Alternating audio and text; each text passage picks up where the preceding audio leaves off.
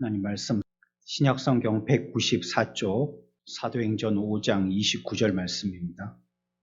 베드로와 사도들이 대답하여 이르되 사람보다 하나님께 순종하는 것이 마땅하니라.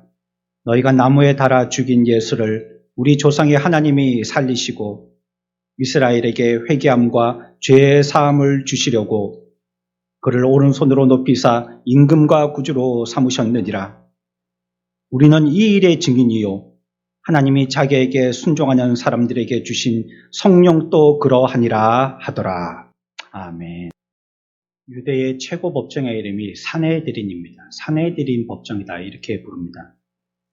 이들은 굉장한 권세를 가진 자들이었습니다. 자칫하면 그들 앞에서 말 한마디에 사람이 죽어나갈 수 있는 그런 무서운 곳이에요. 오늘날과 같이 서로 쌍방간에 시비를 다투어서 공평하게 재판하는 그런 곳이 아니었어요. 매우 편파적이고 한쪽으로 치우쳐 있는, 오늘날 기울어진 운동장이다 얘기하듯이 그런 식의 재판이 치러지는 곳이었기 때문에 이곳에 가는 사람들은 거의 죽었다고 생각하고 그곳에 들어갔었습니다.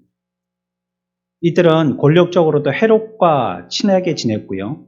또 로마 통치자들과도 친하게 지냈던 사람들입니다.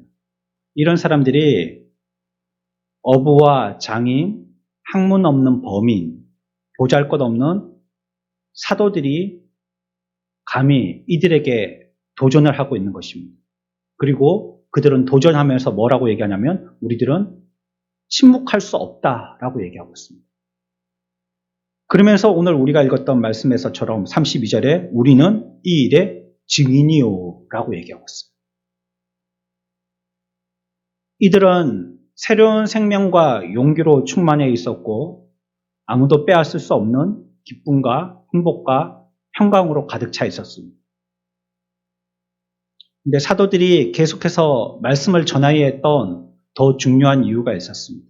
이 놀라운 사실이 자기들로서만 그치는 것이 너무나도 안타까웠던 것입니다.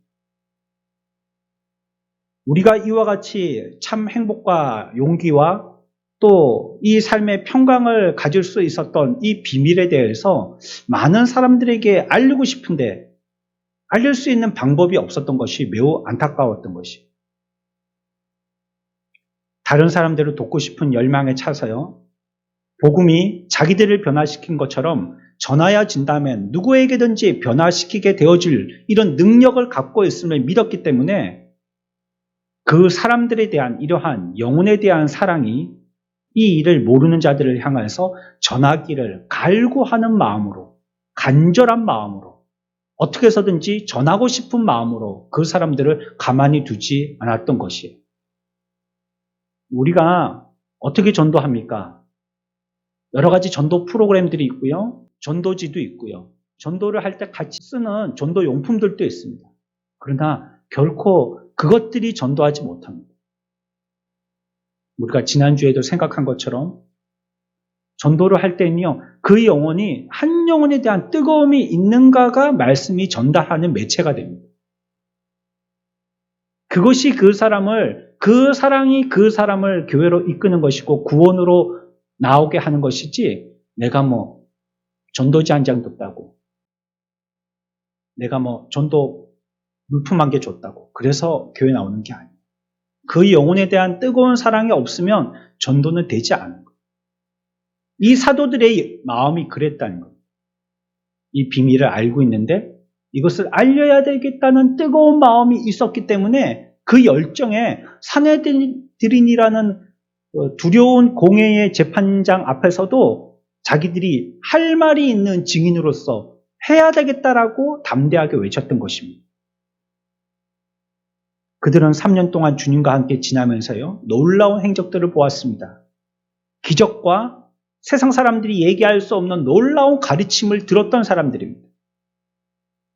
그러면서 그들은 새로운 희망을 갖게 됐죠. 이제 우리가 이런 압제에서 해방되리라. 기대와 희망을 걸었습니다. 그런데 그 기대와 희망은 물거품이 되고 말았습니다.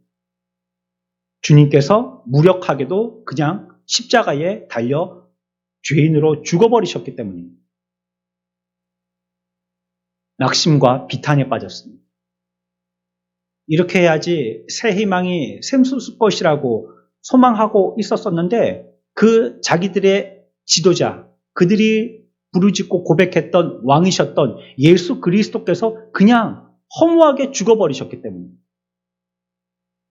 그러나 이렇게 비탄에 빠진 제자들의 상황을 역전시키는 사건이 벌어졌죠. 그것이 부활의 아침이 밝은 사건입니다. 주님께서는 죽으신 지 사흘째 되는 날 다시 살아나셨어요. 이른 아침이에요. 아직까지 해가 뜨지 아니하는 깜깜한 아침이에요.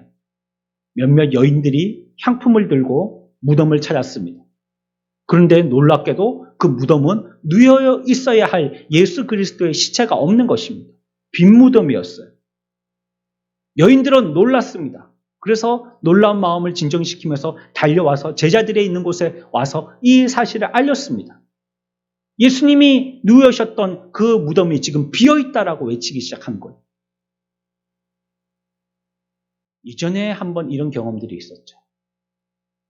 이제 여인의 확신에 찬 이 소리에 제자들은 반신반의하면서 여인들이 얘기했던 예수님의 무덤에 찾아가게 됩니다.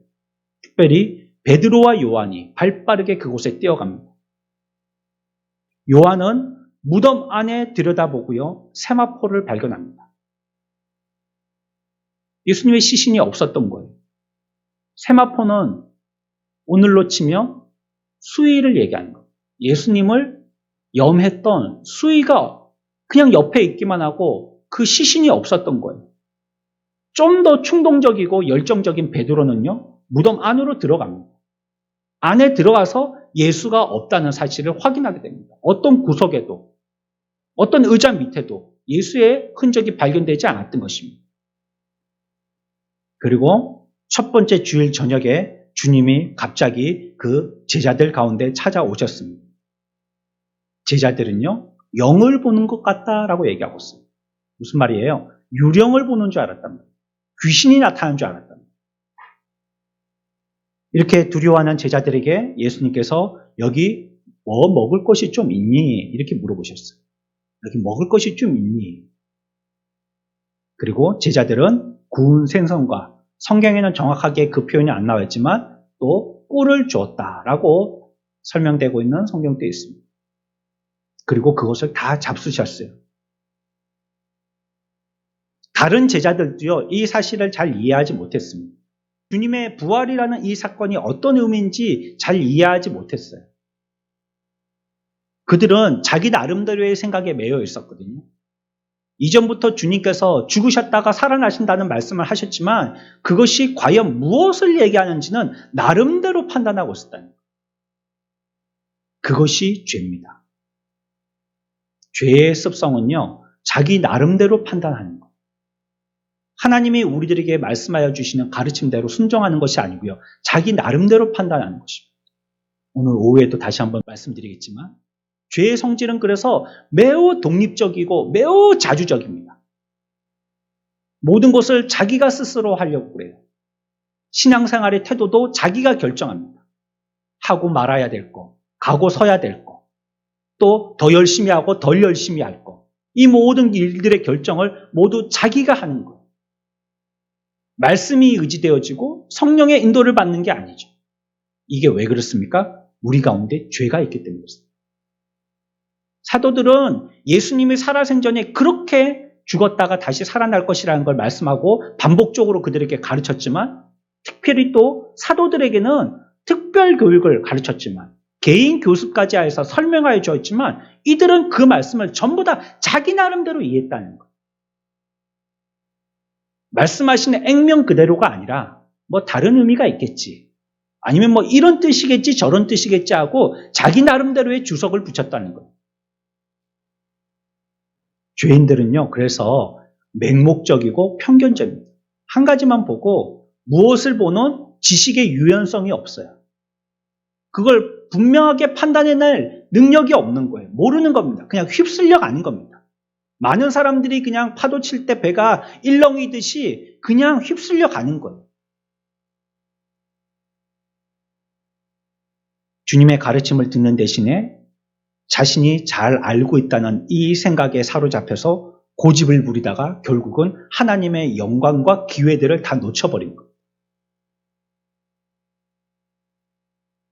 주님의 부활하신 이후에 사도들은 완전히 바뀌어지게 됐죠. 부활하신 주님을 여러 번 목격도 했고요. 그분 자신의 죽음과 장사와 부활에 대한 교훈까지 들은 사도들은요, 이제 그분이 부활하셨다는 것에서 의심하지 않고 확신을 가지게 되어집니다. 그 후에 주님은 지금 이 시간처럼 산헤드린이 지금 근지하는 그 일을 사도들에게 전하라고 사명을 주신 것입니다. 그래서 이 사도들은 산헤드린 공회의 두려움 앞에서도 그 사명을 가지고, 그 사명은 주님이 부활하셨다는 사실에 근거한, 또 그로 말미암아 그들의 삶이 변화받게 되어진 평강과 용기에서 비롯된 그 힘으로 그들에게 나가서 전할 수 있게 되어진 것이. 바울과 사도들은 뭘 전합니까? 예수에 대해서 전하고요. 또 그의 몸의 부활하심에 대해서 전하고 있습니다. 우리는 이 시간에 무엇을 생각해야 되냐면, 이들이 이와 같이 목숨 걸고 사도로서 산헤드린 공의 앞에서 예수의 몸의 부활을 강조할 수밖에 없었던 이유가 무엇인지를 살펴볼 거예요. 왜 그렇게까지 자기가 죽을지도 모르는 현장에서 예수가 다시 부활하셨다라고 허무맹랑하게 들리는 이 소리를 외쳤냔 말이죠.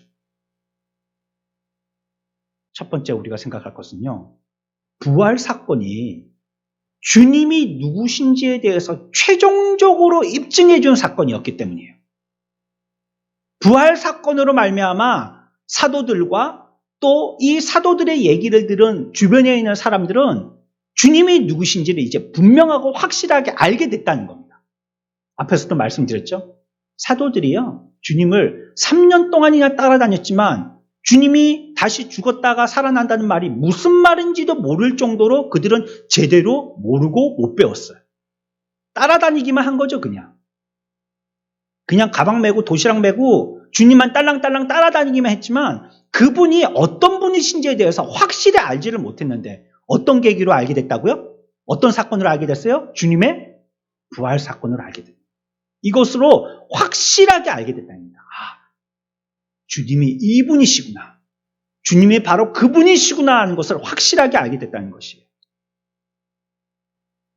예수님은 유대 지도자들에게 어떻게 불려졌냐면 목수요.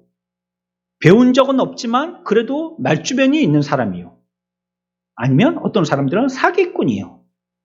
또 신성 모독자요. 자기를 하나님과 동등하다라고 얘기하는 정신병자요. 이렇게 생각한 거예요, 유대인들은. 하지만 예수님께서 자기 자신에 대해서 말씀하시고 강조하셨던 그것이 옳다라는 것을 최종적으로 확증해 준 사건이 바로 부활이라는 거예요. 내가 어떤 자라는 것을 주변의 사람들이 얘기하는 거 말고요.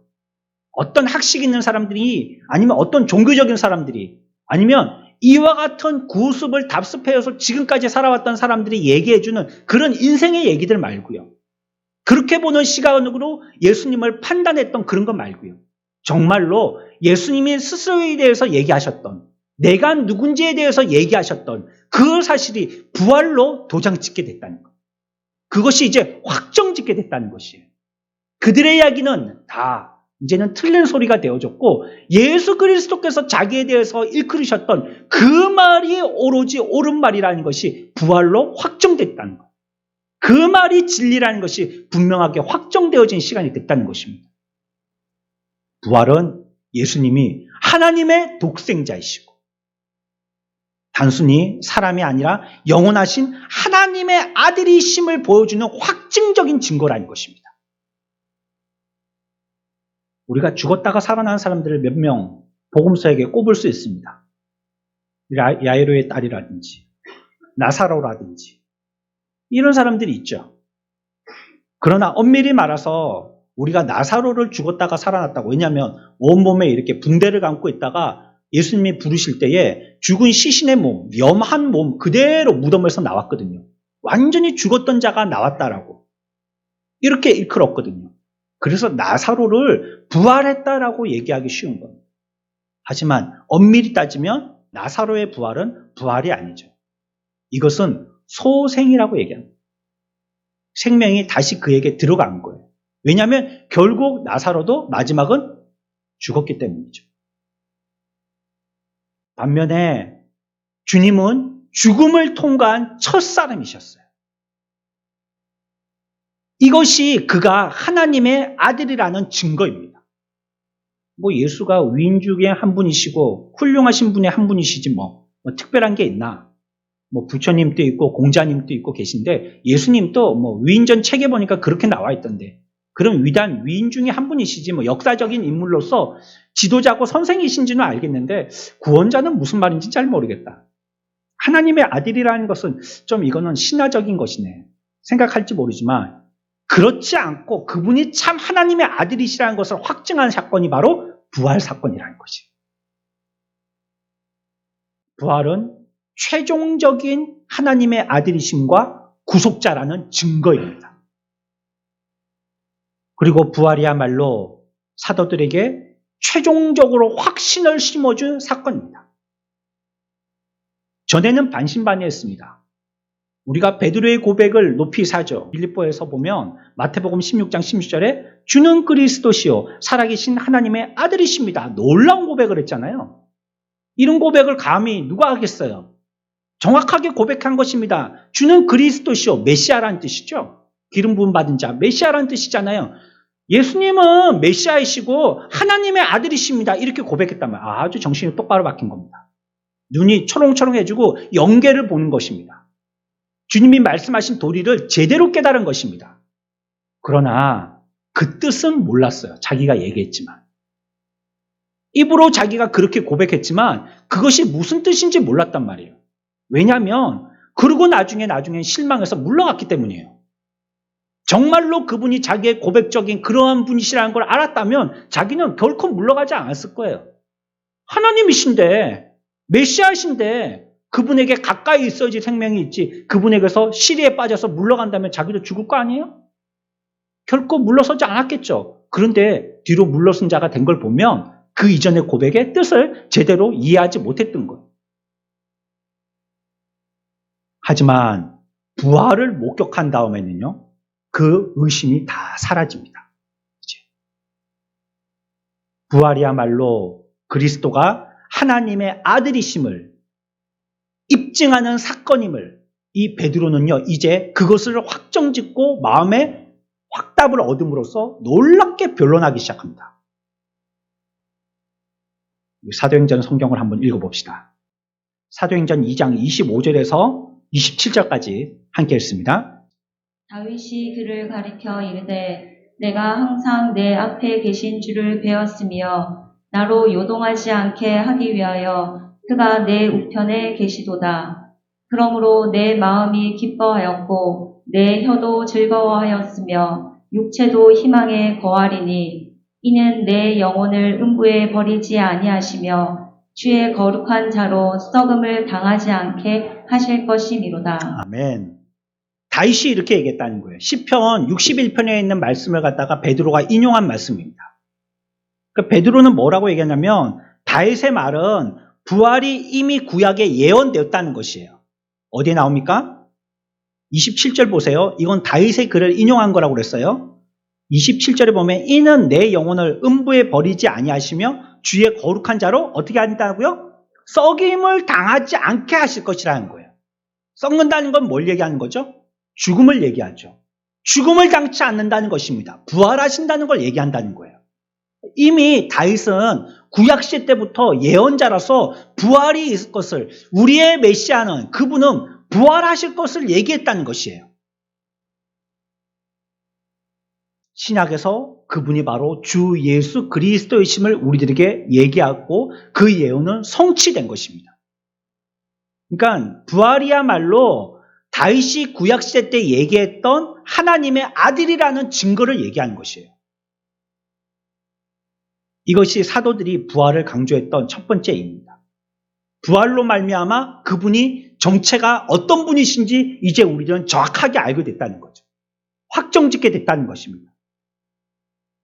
부활은요, 지금껏 알려진 일이나 앞으로 알려질 일 중에서 가장 놀라운 일입니다. 이거보다 더 놀랄 일은 없어요. 아이고 깜짝 놀라겠네. 큰일 났네. 이거보다 더 큰 일은 없어요. 하나님이 친히 이 땅에 오셔서 인간을 구원하셨다는 소식입니다. 저와 여러분들을 구원하시기 위해서 사람의 몸을 입고 이 땅에 오셔서 우리를 위해서 죽으셨다가 또 사망 권세에 이기시고 부활하셨다는 사건입니다. 그래서 우리들은요, 어디에 맡겨져 있느냐? 인간의 손에 죽고 사는 것이 맡겨져 있지 않아요. 우리는 이제 그분의 피값에 팔린 자가 되어졌고 그분의 죽으심과 사심에 동참자가 되어졌기 때문에 우리는 그분 것이 되었잖아요.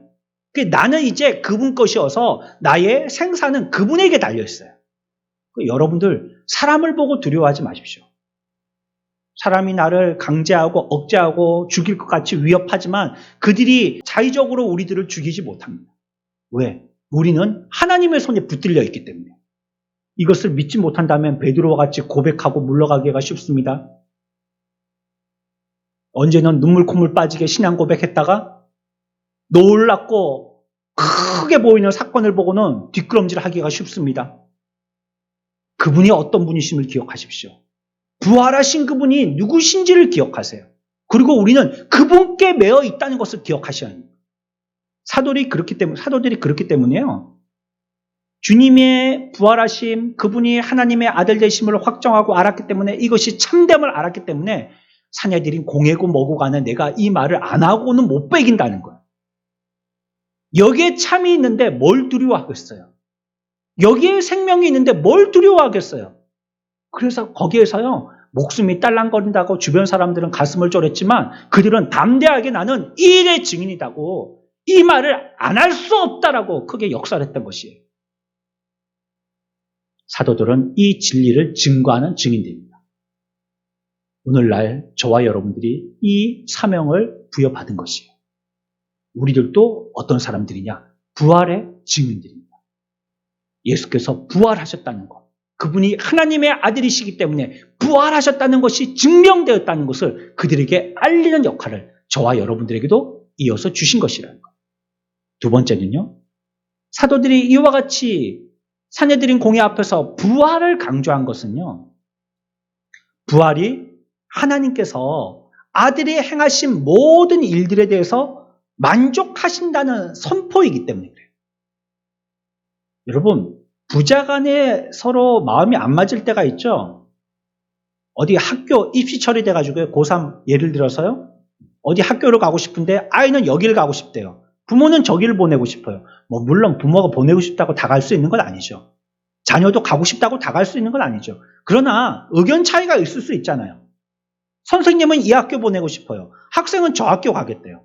서로 얼마든지 의견 차이가 있을 수 있어요. 내 배 아파서 낳은 내 자식인데 내 마음대로 안 되는 거예요. 하나님과 하나님의 아들도요, 서로 다른 위격을 갖고 계신 분이십니다. 하나님이시지만. 그런데 이제 예수께서 죽으셨다가 살아나심으로 말미암아 하나님께서 예수를 통하여서 만족을 원하셨던 그 모든 뜻들이 다 충분히 만족하게 되셨다는 것을 예수의 죽으심과 부활로 하나님 앞에 확정 지으셨다는 거예요. 그러니까 하나님이 보시기에 예수님은 만만족하시는 분이세요. 내 모든 사역을 너가 완수했구나 하는 것입니다. 특별히 어떤 사역입니까? 저와 여러분들의 구원 사역입니다. 이 일에 대해서 예수가 좀 부족하네. 내 아들이지만 뭐 좀 첨부해야 되겠는데 어디 가서 좀 공부를 더 시켜갖고 와야지만 이 인류들을 다 구원하지 이 모양이 돼갖고는 안 되겠는데 이렇게 불만족하시지 않았다는 거예요. 하나님은 그 아들을 죽은 자 가운데서 일으키셔서요, 내가 하라고 보낸 일을 이루었다고 지금 세상에 알리시는 겁니다. 하나님이 원하시는 일들은 뭡니까? 하나님이 원하시는 일들을 우리들에게 알려주신 게 있어요. 내가 뭘 원하는지 우리 인생들은 모르잖아요. 하나님이 내가 뭘 원하는지 하고 나의 원함을 사람들에게 알려주셨단 말이에요. 그게 뭐죠? 구약에 나오는 율법입니다. 율법은 우리를 옥죄하는 것이 아니라 하나님에 대해서 설명하고 있는 것입니다. 그게 율법이에요. 나는 어떤 자야? 하나님은 어떤 분이야 하는 것을 가르쳐 주시는 게 율법이에요. 그러니까 하나님이 원하시는 것은 무엇이냐면 내가 어떤 자인 줄 알고 하나님을 그렇게 섬기라는 거예요. 그걸 율법의 성취라고 얘기합니다. 하나님께서 원하셨던 것은요, 율법을 성취하는 거예요. 다 이루는 것이에요. 그런데 하나님의 아들 외에는 아무도 율법을 성취할 자가 없다는 것이 문제예요. 율법을 성취하라고 백성들에게 하나님께서 진작에 율법을 가르쳐 주셨는데 이것을 다 행해서 이룰 자가 없다는 거예요. 결국은 실패라는 거예요. 구약의 스토리가 그런 겁니다. 그래서 많은 인물들이 나오고 훌륭한 사람들 나오고 지금 이스라엘에서도 국기에도 그려놓은 다윗의 별이라고 얘기하는 그들의 추종되어지는 스타 다윗. 그러할지라도 결국은 실패했잖아요. 죄를 지었잖아요. 음란죄 지었잖아요. 많은 예언자들도 또 나오는데 실패하고 선지자들도 나왔는데 실패하고 왕도 나왔는데 실패하고 다 실패했다니까요. 구약의 내용이 그겁니다. 어떤 자도 하나님께서 이루라고 우리에게 주신 율법을 성취할 자는 없다. 이걸 말씀하시는 게 구약이에요. 아무도 없다. 그러나 예제되어진 우리에게 예언으로 말씀하고 계신 한 분이 계시다. 그분이 바로 신약에 나오는 예수 그리스도이시다. 이걸 얘기하는 겁니다. 이게 그걸 완수할 사람이 없잖아요. 성취할 사람이 없잖아요. 그런데 예수님은 이 일을 이 땅에서 이루시고 부활로 승리하셔서 이 모든 율법을 성취하신 거예요. 그러니 하나님이 그렇게 원하셔서 이 율법의 성취를 원하는데 아무도 없었는데 예수가 보니까 그 일을 성취하신 거예요. 내가 원했던 그 일을 우리 아들이 다 행했다. 내가 원한 것을 다 이루었다. 그것의 결정이 바로 부활이다. 이것을 우리들에게 보여주시는 것입니다. 우리 모든 인간들은 율법 앞에 서 있어요. 그 율법을 지키지 못하면 형벌을 받아야 되는 것입니다. 율법을 지키지 못한 죄값이 형벌이에요. 근데 그 형벌이 무엇이냐면 뭐죠? 율법을 지키지 못한 그 죄값의 형벌이 뭐예요? 그게 죽음이에요. 죽음입니다. 율법을 지키지 못했다는 것의 결과가 죽음이에요. 그래서 사람들은 다 죽게 되는 것입니다. 어떤 선인이라 할지라도, 어떤 위대한 자라 할지라도, 어떤 훌륭한 사람이면 성각자라 할지라도 다 죽는 거예요. 왜? 그들은 율법을 성취하지 못했기 때문에. 율법 아래 성취한 자가 아무도 없기 때문에. 그래서 다 죽는 것이에요. 하나님의 생명에서 쫓겨난 걸 얘기하는 것입니다. 주 예수 그리스도는요, 우리를 그 형벌에서 구원하려고 오신 분이에요. 그러니까 부활은 그가 그 목적을 이루셨다는 것을 얘기하는 거예요. 그 형벌 가운데 있는 죄인들을 다 구원해내셨다는 것을 얘기하는 것입니다. 그것이 하나님이 원하셨던 것인데 율법을 통한 하나님의 뜻이셨는데 그것을 다 이루어냈다. 그것이 바로 부활인 거예요. 로마서 10장 봅시다. 1절부터 4절까지 읽습니다. 같이 봅시다. 형제들아, 내 마음에 원하는 바와 하나님께 구하는 바는 이스라엘을 위함이니 곧 그들로 구원을 받게 함이라. 내가 증언하노니 그들이 하나님께 열심히 있으나 올바른 지식을 따른 것이 아니니라. 하나님의 의를 모르고 자기 의를 세우려고 힘써 하나님의 의에 복종하지 아니하였느니라. 그리스도는 모든 믿는 자에게 의를 이루기 위하여 율법의 마침이 되시니라. 아멘. 율법을 지켜서 의를 얻으려고 노력하고 수고하는 유대인들이 있었다는 말이에요. 지금들도 유대인들은 그렇게 하죠. 율법을 아주 깨알 하나도 다 지켜내려고 합니다. 얼마나 많은 600개가 넘는 그러한 조항들을 갖다가 다 지켜내려고 하는 거예요. 그래서 구원을 얻으려고 하는 것이죠. 하지만 율법을 지킬 수 있는 사람도 없고요.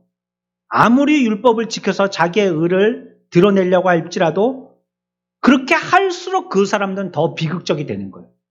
안 되니까 말이죠. 되면 모르겠는데 하나 이루어서 하나 성취해 나가면 모르겠는데 할수록 자기는 죄인이고 구약시대 때 그랬잖아요. 자기 죄 때문에 가서 제사를 지냈잖아요. 제사 지내고 내려오다가 또 죄 지는 거 마음에. 여자를 보고 음란을 품는다든지, 저걸 내 거 삼았으면 좋겠다 하는 도둑질의 마음을 삼는다든지, 벌써 제사 지내고 문 밖에 나와가지고 몇 걸음 걷지도 않았는데 벌써 마음에 죄 짓는 거예요. 근데 우리는 그렇게 해서 이 모든 것들을 성취할 수가 없는, 이 죄를 해결할 수가 없는 존재들인 것입니다. 하지만 하나님은 독생자를 이 땅에 보내주셨고요. 그가 그 율법을 다 지키셨습니다.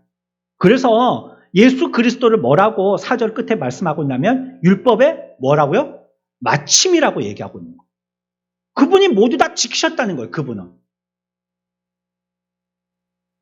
죄가 우리로 하여금 죽음을 무서워하게 만드는 것입니다. 죄라는 것은 죽음에 대해서 두렵게 만드는 것입니다. 왜냐하면 죄가 왜 죽음에 대해서 두렵게 만드냐면 죽음은 곧 심판을 얘기하는 것이거든요. 사람들이 왜 죽음을 두려워할까요? 사람들이 왜 죽는 걸 두려워하죠? 심판이 있기 때문입니다. 자기가 부인한다 할지라도 자기 속으로 그걸 알고 있기 때문에 그래요. 만약에 죽음 다음에 큰 상급이 있다는 걸 확신한다면 너나 할 거 없이 죽으려고 할 겁니다. 죽는 걸 웃으면서 죽으려고 할 거예요. 하지만 사람들은요, 죽을 때 안 죽으려고 발부둥 치거든요. 왜요? 죽고 이후에 심판이 있다는 걸 아는 겁니다. 그래서 보십시오. 믿는 자들의 죽음과 믿지 않는 자들의 죽음이 얼마나 다른지 보십시오. 그들은요, 죽음 다음에 심판이 있다는 죽음에 대한 두려움이 여전히 해결되지 않았기 때문에 죽기만큼 싫어합니다. 그리스도인들은 죽음으로 말미암아 우리가 영원한 천국에 들어가서 이제는 그에 대한 심판이 아니라 우리에게 행한 행위에 대한 상급을 받을 줄 믿거든요. 그러니까 가기를 원하고요. 죽을 때도 마치 잠자는 자와 같다라고 성경은 표현하고 있는 거예요. 평안하다는 것이죠. 그러나 바울은요, 부활이 뭐라고 말씀하시냐면 사망아 너의 쏘는 것이 어디 있느냐 질문에 대해서 대답하는 것이라고 얘기하고 있습니다. 우리가 읽었던 고린도전서요 15장으로 가봅시다. 고린도전서 15장 55절 57절까지 같이 봅시다. 사망아 너의 승리가 어디 있느냐? 사망아 내가 쏘는 것이 어디 있느냐? 사망이 쏘는 것은 죄요 죄의 권능은 율법이라. 우리 주 예수 그리스도로 말미암아 우리에게 승리를 주시는 하나님께 감사하노니.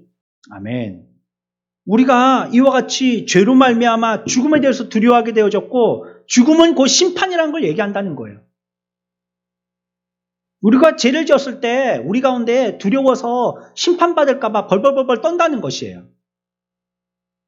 그러나 부활이라는 것이 그 죽음의 문제를 해결해 버렸다는 것이에요. 심판의 문제를 해결해 버렸다는 것이에요.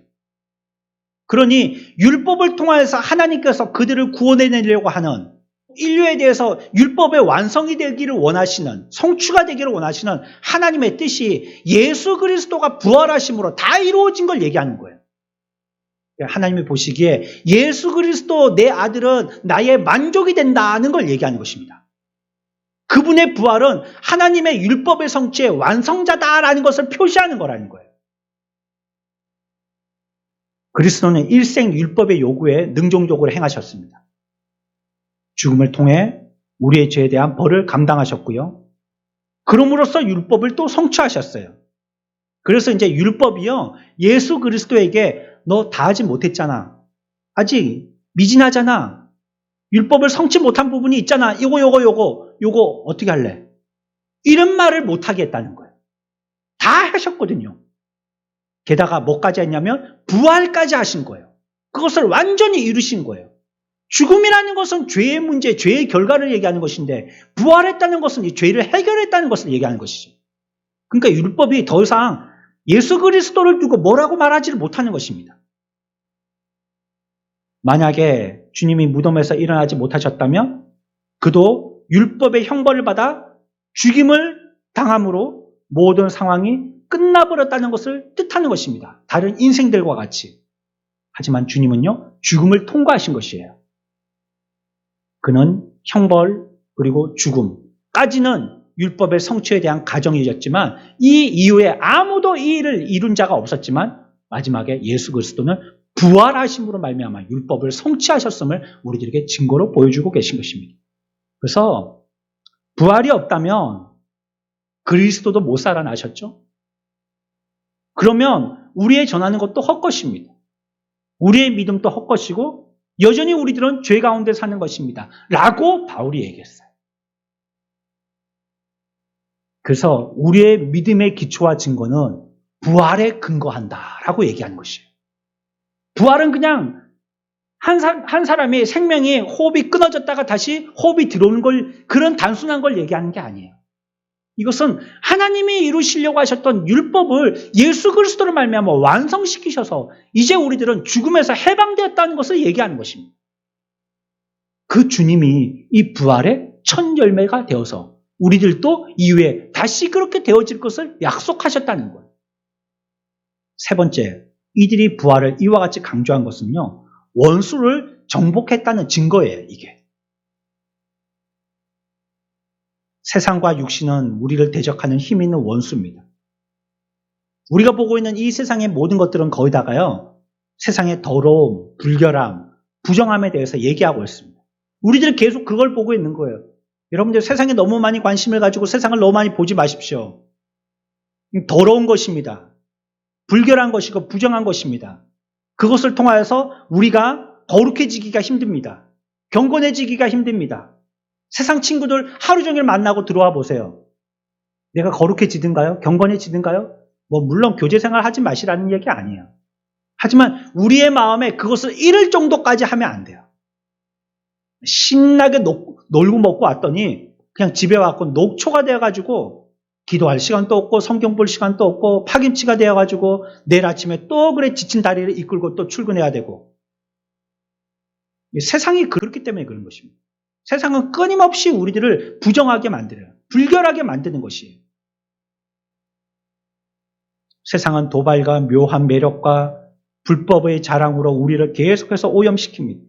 그래서 우리 안에 있는 가장 좋은 것, 고상한 것, 숭고한 것, 이런 걸 송두리째 다 뺏어가 버립니다. 이 세상과 육신이라는 것은 끊임없이 우리들을 이와 같이 공격하고 넘어뜨린다는 거예요.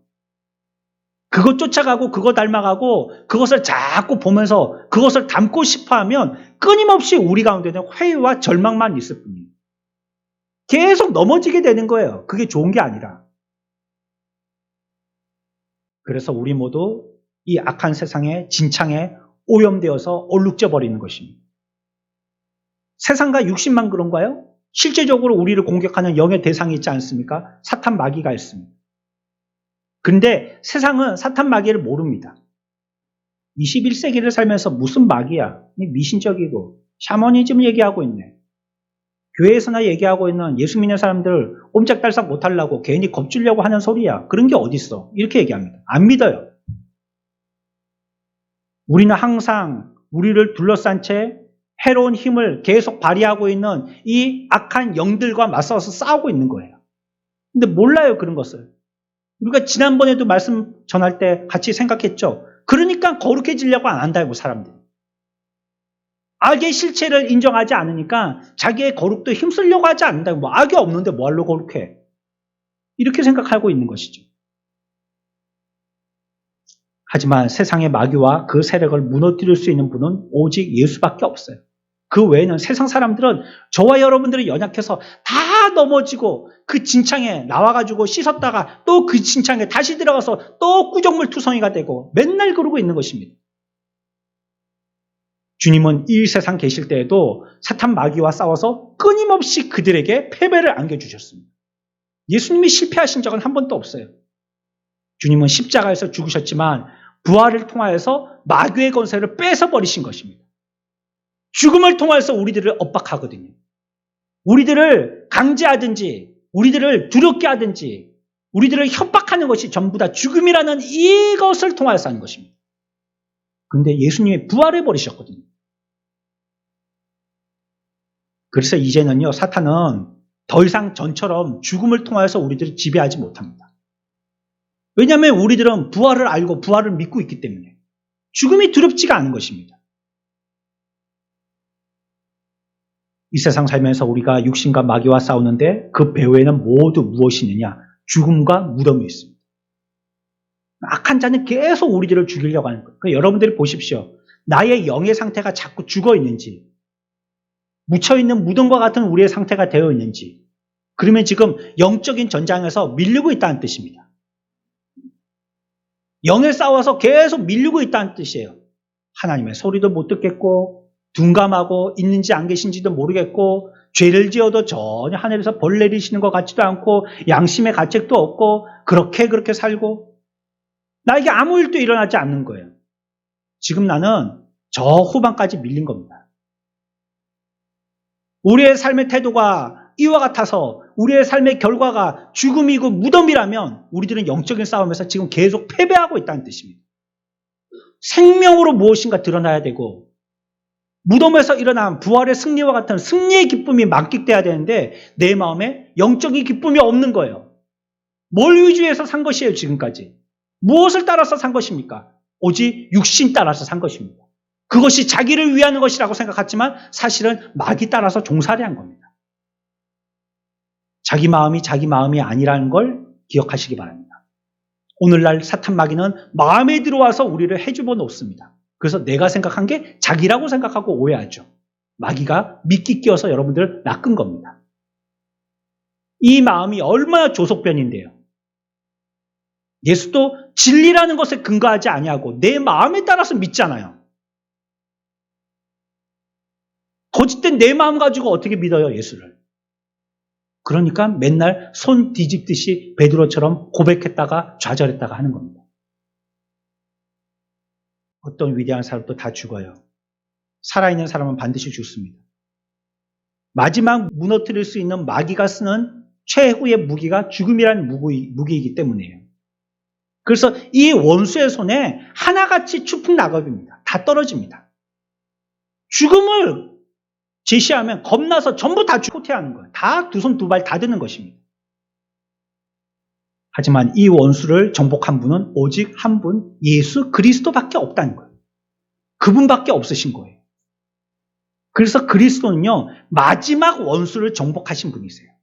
죽음이라는 이 마지막 원수를 결국 정복하신 분이셔요. 그래서 우리들은요, 이제 더 이상 그분이 이 죄를 정복하셨기 때문에 더 이상의 중개자는 필요 없어요. 제사장 필요 없습니다, 더 이상. 여러분들은 바로 하나님을 만날 수 있습니다. 오늘은 주님의 말씀을 같이 이해하고 그 뜻이 무엇인지 설명 듣고 그 뜻을 찾는 시간이지 제가 제사장이 아닙니다. 구약의 제사장이 아니에요. 교회는 예배당이지 여기지 성전이 아니에요. 구약 개념의 성전이 아니란 말이에요. 여긴 제사 지내는 곳이 아니에요. 예배하는 곳입니다. 제사장이 필요 없어요. 여러분들이 바로 만인 제사장이 되어서 하나님께 바로 예배할 수 있게 되어진 것입니다. 더 이상 마리아도 필요 없어요. 마리아는 그냥 예수님을 낳아주신 분이지 그분이 우리의 중보자가 아니에요. 다른 게 필요 없어요. 우리는 바로 주님께 나아갈 수 있는 것입니다.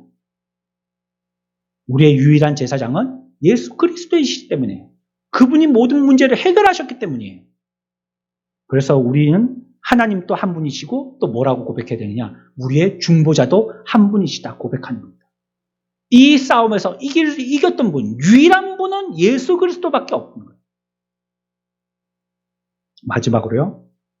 그가 부활하고 승천하여서 돌아가신 일은요. 공의로 세상을 심판하러 다시 오실 것을 우리들에게 확실하여서 보여주신 것입니다.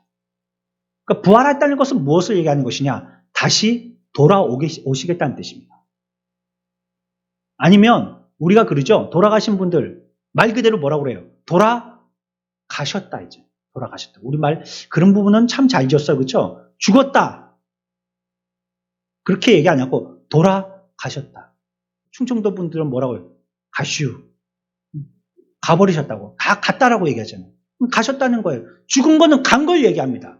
그러면 부활은 다시 오신다는 걸 얘기합니다. 그분이 살아계심은 다시 오실 것을 우리들에게 약속하신 것이에요. 예수 그리스도의 부활은요, 하나님이 그리스도를 통해서 전 세계를 심판하신다는 선포이자 선언입니다.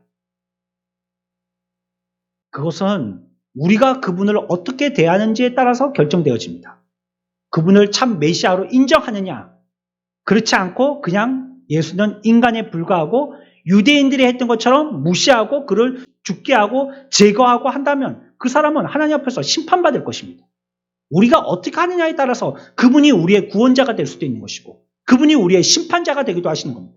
그래서 어떤 사람은 주님이 다시 오심을 그렇게도 싫어하는 거예요. 왜? 오시면 심판받아야 되거든요. 마치 숙제 안 한 아이가 개학날이 다 된 것처럼. 이제는 숙제를 갖다가 선생님한테 내야 되는데 낼 게 없거든요. 자기가 해야죠. 엄마 보고 해달라고 요즘. 엄마가 뭐 숙제하는 선생님도 아니고 말이죠. 그러나 잘 준비한 아이는 방학 시작할 때부터 일기도 잘 쓰고 요즘 뭐 탐구생활 이런 거 나이 주나요? 안 합니까 요즘? 옛날에 그런 책이 있었어요. 뭐라 이만한 책, 탐구생활. 그것도 열심히 잘하고 뭐 만들기도 잘해놓고 그리기도 잘해놓고 뭐 글짓기도 잘해놓고 뭐 어디 가서 봉사활동도 시간 다 채워놓고 이 아이는 선생님한테 떡하고 내드리고 선생님을 통해서 칭찬받고 싶은 거예요. 그러니까 개학날이 기다려지는 겁니다. 이거 딱 들여갖고 선생님한테 칭찬받고 싶고 머리 한번 쓰다듬어주고 싶으니까 기다려진 거예요. 그래서 우리의 삶의 태도가 어떠냐에 따라서 오실 주님에 대해서 심판자로 오실지 구원자로 오실지 내 마음이 기다려지느냐 멀리하느냐 결정되어지는 거예요. 그런데 그것이 내 마음이라 할지라도 사실은 무엇이냐면 오신다는 겁니다. 내가 이렇게 준비 안 돼서 안 오셨으면 좋겠는데 21세기에는 안 오시고 한 22, 3세기쯤 오셨으면 좋겠는데 오신다는 거예요, 부활은. 근데 그때를 안 가르쳐 주셨어요. 언제 오실지 몰라. 우리가 아마 예배 마치고 집에 간다고 현관문을 딱 나가는데 오실 수도 있어요. 대낮에. 도둑과 같이 임하신다 하였더니 밤에만 오실 줄 생각할지 모르지만 대낮에 오실 수도 있어요. 그 심판은 영원한 형벌이 될 것입니다. 하나님께서 예수를 일으켜서 임금과 구주로 삼으셨음을 믿는 사람만이 오직 죄사함을 받고 하나님의 자녀가 되어지는 영광을 누리게 되어져서 그 믿음대로 다 받아 누리는 판단을 예수 그리스도부터 받게 되어지는 것입니다. 그 사도들이 산헤드린을 향하여서 사람보다 하나님을 순종하는 것이 마땅하다라고 얘기한 이유가 이런 데 있는 겁니다. 이러니 내가 어찌 이 진리와 사실을 알고 있으니 당신들 앞에서 아무 말도 안 하고 입 닥치고 가만히 있을 수 있겠느냐라고 얘기하는 거예요. 나는 이 증인을 확인했고 이 증거를 살피고 내 마음으로 분명히 붙들은 자인데 이것을 어떻게 얘기하지 않겠냐라고 얘기하고 있는 것이에요. 산헤드린, 당신들은 반드시 죽습니다. 지금은 당신들이 나를 심판하지만 곧 당신들 자신이 심판받게 될 것입니다. 당신들을 율법의 형벌에서 구원해 주실 수 있는 분은 당신들이 매달아 죽인 이인, 바로 예수 그리스도뿐입니다. 이걸 얘기하고 싶은 거예요. 오늘날 우리들 가운데 우리 가슴에 넘쳐 흐르는 소식이 무엇입니까? 뭘 얘기하고 싶은 겁니까? 뭐 얘기하고 싶으세요? 뭐 연예계 뭐 빅히트 소식, 어떤 두 범죄자가 숨어 있다가 며칠 만에 잡혔다는 소식, 코로나가 이제는 뭐 어떻게 일상화가 됐다는 소식, 뭐 어떤 소식이요? 물가가 하락했다는 소식, 뭐 유가가 떨어졌다는 소식, 뭐 이런 걸 내 마음에 꽉 들어차서 그 얘기 하고 싶고 그 얘기 듣고 싶으십니까? 사도들은요, 우리가 오늘 살펴봤던 이 내용들을 하고 싶었던 거예요. 이걸 말하고 싶었던 거예요. 어째 우리가 침묵할 수 있겠습니까? 이것이 사실이라면, 이것이 믿음이 있는 우리들의 고백이라면 어째 우리가 침묵을 지킬 수 있겠냐는 거예요. 이토록 영광스러운 복음이 있는데 사람들은 죄와 무지 속에서 죽어가고 있습니다. 그들이 부활의 소식을 듣고 비웃는 사람들은 비웃을 것입니다. 조롱하는 사람들은 조롱할 것입니다. 예, 그냥 냅두십시오. 비웃게 냅두시고요. 조롱하게 냅두십시오. 그러나 우리는 여전히 복음을 전할 것입니다. 왜냐하면 진리의 말씀은 전혀 변하지 않을 것이기 때문이에요. 우리는 사도들과 같이 전하지 않을 수 없는 이 일의 증인들이기 때문입니다. 오늘날 사도들은 산헤드린 공회 앞에서 그래서 목숨이 왔다 갔다 하는 그들의 입장에서도 복음을 전하지 않을 수 없다라고 얘기했습니다. 저와 여러분들, 이 부활의 기쁜 소식은 그저 예수께서 죽었다가 그냥 살아나셨다, 눈 떴다는 정도의 내용이 아닌 것입니다. 우리가 살펴봤던 내용과 같은 이런 것들을 말씀하시므로 우리들은 그것을 붙드는 것이 우리의 신앙의 기초라는 것을 알아야 될 것이고, 내가 믿음과 소망을 가지는 기초가 부활의 기초됐다는 것을 기억해야 할 것입니다. 부활의 신앙이 되어지는, 부활의 신앙으로 우리들도 주님이 가신 길을 그 가신 걸음을 따라가는 믿음의 삶을 사는 저와 여러분들의 삶을 사시기를 축원합니다.